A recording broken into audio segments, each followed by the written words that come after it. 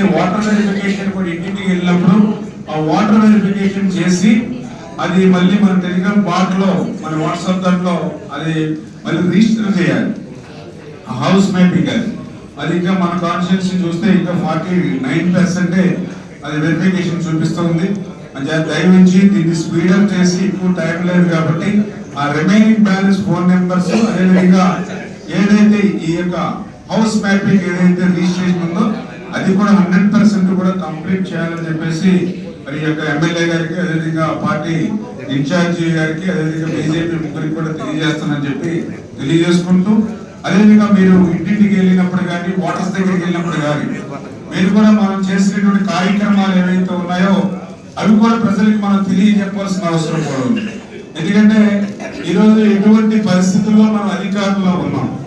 ఎందుకంటే మీ అందరికీ తెలుసు 2014లో రాష్ట్ర విభజన వల్ల కంటే కూడా 1924 జగన్మోహన్ రెడ్డి పాలన వల్లే ఈ ఆంధ్రప్రదేశ్ రాష్ట్రం ఎక్కువ నష్టపోయినటువంటి దుస్థితి మనందరం కూడా చూస్తూ ఉన్నాం. 14 లక్షల కోట్ల ఆంధ్రప్రదేశ్ రాష్ట్ర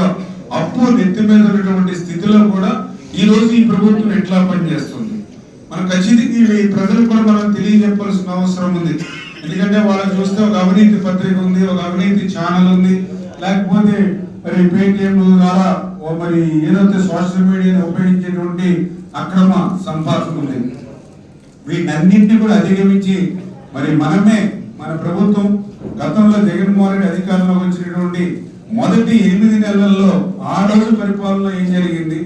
ఈ రోజు కూటమి వచ్చిన తర్వాత ఈ 8 నెలల పరిపాలన ఏం జరిగింది అనేది మనం కూడా చెప్పవలసినటువంటి అవసరం ఆ ఓటర్కి ప్రజలకు కూడా ఉంది. ఎందుకంటే మనందరికీ తెలుసు చూసాం మనం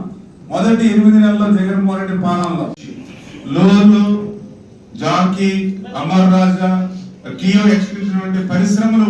పొరుగు రాష్ట్రాలకి పారిపోవడం దగ్గర నుంచి మరి ఏదైతే ఆ రోజు మద్యపాన నిషేధం అని చెప్పి ఆ రోజు మద్యాన్ని ఆదాయంగా మార్చుకుని ఆ లిక్కర్ మీద ఏ రకంగా మరి వేల కోట్ల రూపాయలు ఏ రకంగా దోచేయడం కానీ